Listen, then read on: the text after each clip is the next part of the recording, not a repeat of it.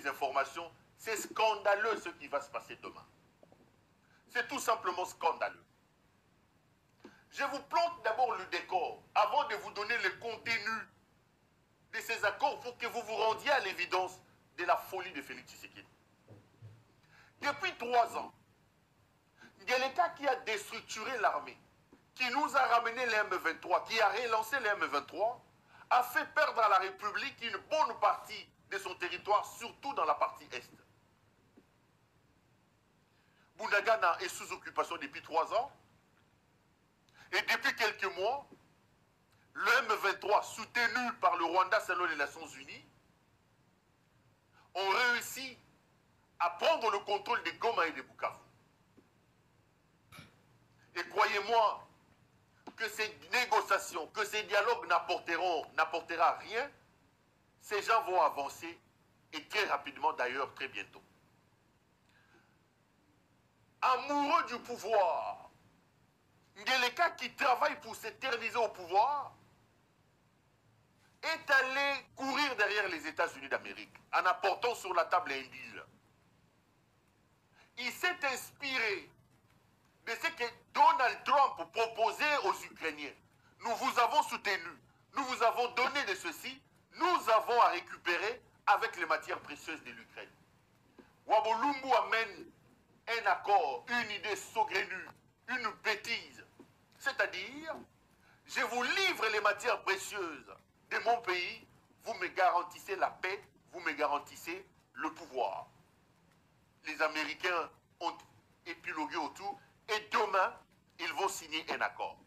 Mais regardez les termes de cet accord. Chaque partie devait amener ses propositions. Ngeleka Wabolumbu, dans ses propositions, se cabrait sur une incise qu'avant de signer le protocole d'accord, avant de signer l'accord définitif, le Rwanda, accusé d'être le soutien du M23, devait absolument retirer ses troupes de l'Est de la République. C'était ça le point d'achoppement. Le Rwanda devait. Et là, ils ont même envoyé leurs communicateurs. Ils sont allés dire, oh, les États-Unis menacent les Rwandais, les États-Unis, etc. Le Rwanda, le Congo avait pour argument, le Congo avait comme champ de bataille le fait d'obtenir un engagement formel dans cet accord du Rwanda qui prend l'engagement sous les auspices des États-Unis d'Amérique de se retirer et de retirer ses troupes dans l'Est de la République démocratique. Mais qu'est-ce qui se passe? Vous avez ici un tweet. Vous avez ici un tweet du ministre rwandais des Affaires étrangères. Le ministre rwandais des Affaires étrangères qui va signer demain pour le compte de son pays cet accord. Demain, le 27, le Congo et le Rwanda vont signer ces accords. Laissez-moi retrouver les tweets du ministre du Rwanda. Vous allez vous rendre compte de la folie de Ngeleka Wabolumbu qui dirige votre pays. Je vous retrouve l'essentiel de ce tweet-là.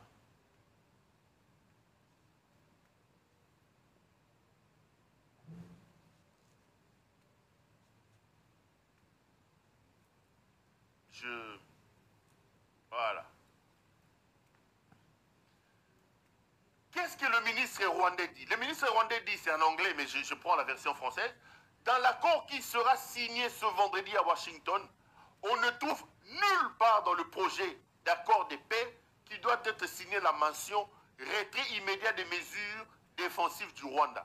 En réalité, les forces de défense rwandaises, troupes rwandaises ou retrait, n'apparaissent nulle part dans les documents. Ça, c'est le ministre rwandais. Ngeleka va mobiliser ses énergies. Ngeleka va mobiliser ses communicateurs. Ngeleka va brader nos ressources naturelles. Ngeleka va faire de la question du retrait des troupes rwandais une ligne rouge à ne pas traverser pour ces accords.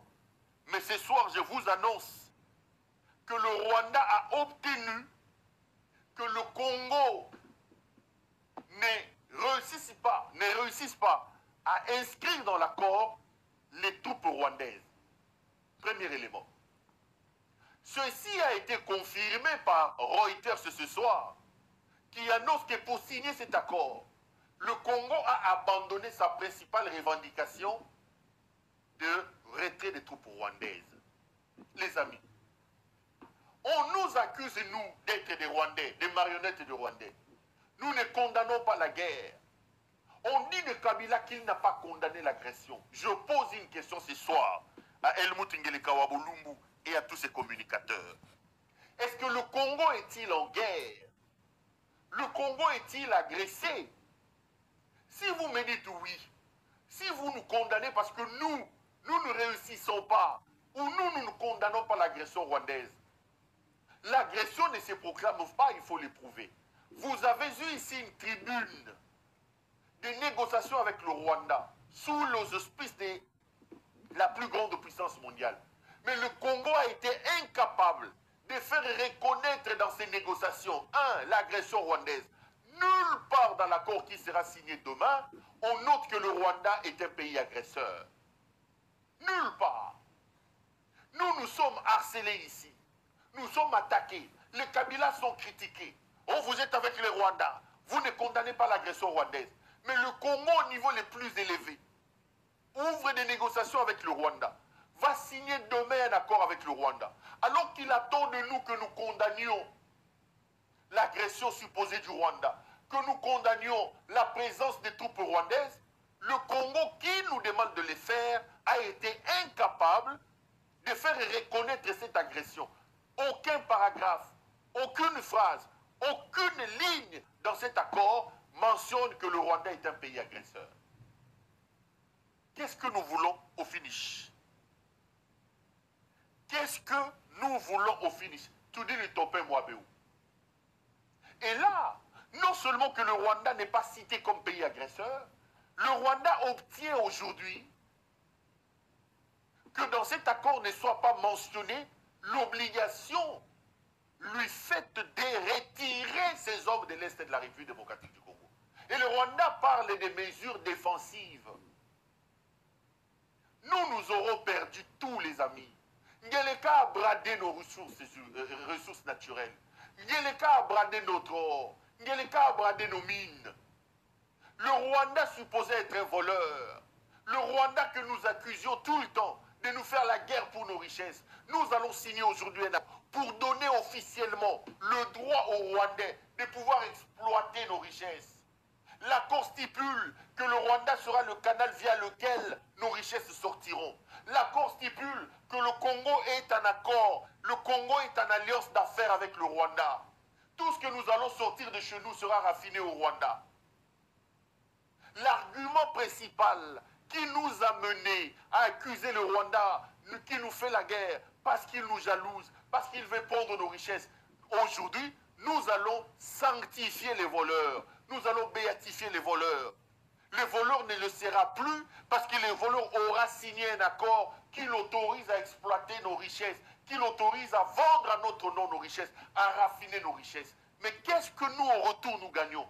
Nous sommes incapables, alors que nous lui avons tout donné, alors que nous lui avons tout pardonné, alors que nous l'avons béatifié, nous l'avons sanctifié, nous sommes incapables que lui, qui a tout gagné dans cet accord, soit reconnu comme un agresseur.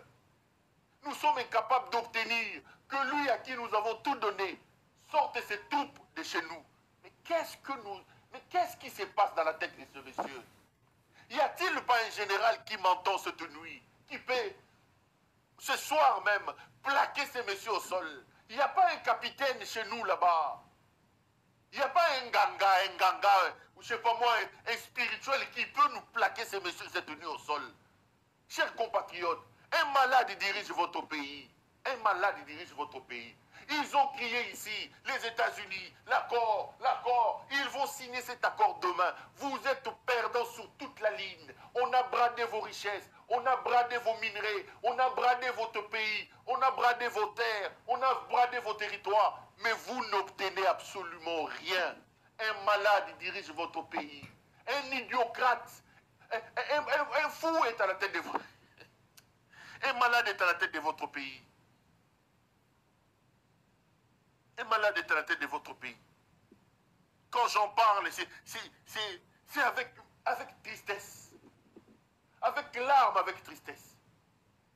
Donc, quand vous nous demandez de condamner l'agression, mais vous avez eu l'occasion. Faites reconnaître le Rwanda dans cet accord comme pays agresseur. Aujourd'hui, le Rwanda ne peut même pas. Et puis, j'entends un communicateur de l'UDPS dire, oh non, ne suivez pas ce que le Pérou la raconte. J'étais avec lui en train de discuter dans un... Il évoque un truc de CONOPS. Il dit non, si nous n'avons pas évoqué les troupes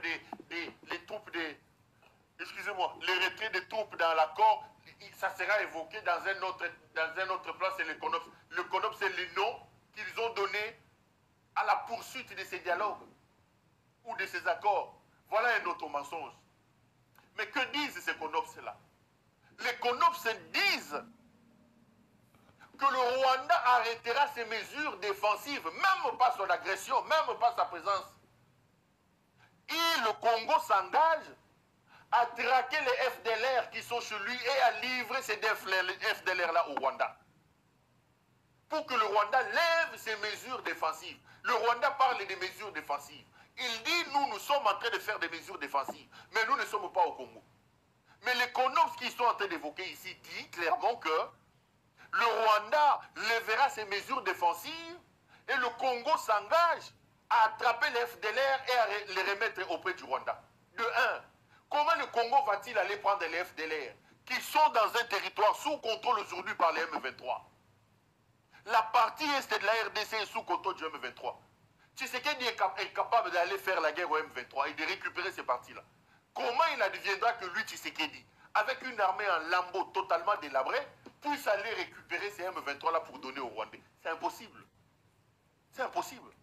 Donc le Rwanda obtient, à partir de ce CONOPS qu'eux évoquent aujourd'hui, le Rwanda obtient la possibilité de rester éternellement chez vous. Mais vous allez signer cet accord, non, maman, il y a maman qui croit que koloba français na koloba anglais ali mayele. Maman il y a maman Mundele oyo. Maman Mundele oyo.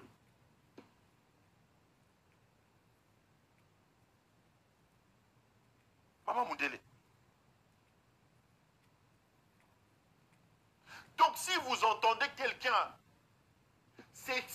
s'expliquer, se justifier par rapport au fait que nous avons tout perdu et que le Rwanda a tout gagné, si vous entendez quelqu'un vous évoquer ces CONOPS-là, c'est un mensonge, une fumée. Et à la veille de ces négociations ou de cette signature, El Moutingeleka Wabolumbu Wamutaka, alias Félix Tshisekedi, Mobali ya TikTokeuse ya Baga Jumoyo, Mamoyo El Moutessi Nyake Rwangeleka. Il fait une interview aujourd'hui avec un média américain. Il dit ceci dans cette interview. Il dit, si le président Donald Trump réussissait à ramener la paix dans l'Est de la République, lui votera pour qu'on donne à Donald Trump le prix Nobel de la paix. Président de la RDC lobby, si Donald Trump réussit avec ses accords et tout ça à ramener la paix dans l'Est de la République, lui va militer pour qu'on donne au président Donald Trump le prix Nobel de la paix. Les amis, si ce monsieur n'est pas idiot, les gens disent que tu parles du président de la République. Si ça, ce n'est pas être idiot, trouvez-moi un autre mot. Si ce n'est pas un idiot qui vous dirige, trouvez-moi un autre mot.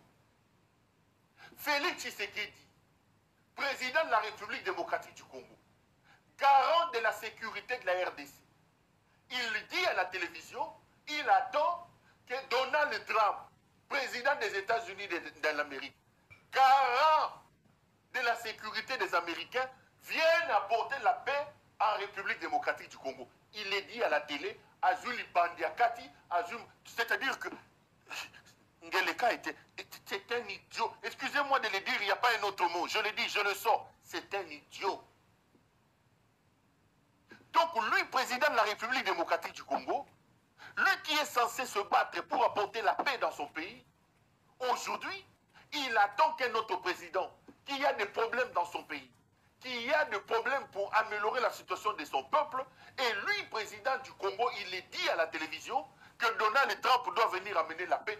Même pas les Nations Unies, non. Les États-Unis, Donald Trump doit venir amener la paix au Congo pour qu'il reçoive le prix Nobel de la paix. Mais si Donald Trump, si nous pour avoir la paix, si nous pour être bien chez nous, nous devons braquer nos yeux vers Donald Trump. Mais il sert à quoi alors, Sengeleka? Il sert à quoi? Il sert à quoi, Sengeleka, ici? Donc, ndenge tozali awa, na biso, ba simple Congolais, na président na biso, garant de bon fonctionnement des institutions, garant de l'unité nationale, garant de la paix, Tokangi Maboko, Ngeleka Lobby, Donald Trump, s'il doit ramener la paix, il faut appeler ça un prix Nobel. Donc la paix chez nous ne dépend plus des efforts que nous devons faire, ne dépend plus de notre commandant suprême. Le commandant suprême en carton du Congo attend que le commandant suprême des États-Unis d'Amérique vienne imposer la paix chez lui au Congo. Mais yo Moussalolo Nini, Kindumba Kosente Moyibi, Kindumba Kosente Moyibi, Bololé, Bololé, Bololé, Bokata Botindelaye, Bololé, Bololé Yaboye, Oyo Bololé Optozuye Wapi, Bololé Yaboye. Bololé Yabo Yawuti Wapi. Et il est dit à la télé, il dit ça à la télé. Bololé Yabo, Awuti Wapi Mutoyo, Bololé donc.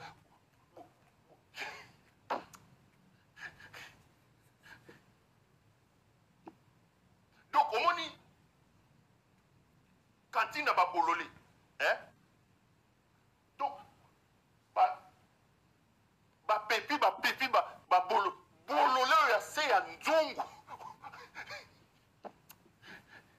Mais la maille, pardon. Non, mais la maille.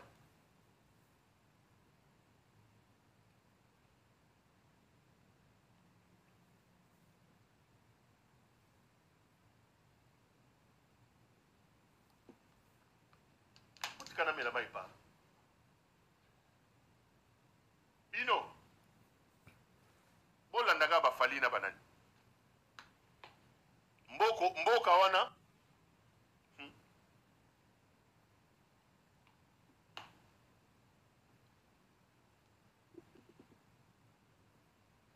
Nani atindaka ye aloba? Nani atindaka ye asala ba interview wana? Nani atindaka ye aloba? Est-ce qu'un président de la République, psychiatriquement bien constitué, peut dire des choses comme ça? Qui bololé à boyer, qui bololé à boyer. Un président normal à président de la République. Donc, ndenge tofandi awa, ndenge tofandi awa, tozozela, Donald Trump, ayako zwa mutoyo, ngeleka wa bolumbu wa magoda oyo, ngeleka wa magoda oyo, ayako zwa ngeleka oyo, muto banzemo wa magoda oyo. Qu'il vous ramène la paix. Qu'il nous ramène la paix. Et il dit, si Donald Trump ramène la paix dans l'Est de la République, lui, Wabolumbu, va travailler, va se battre pour qu'on donne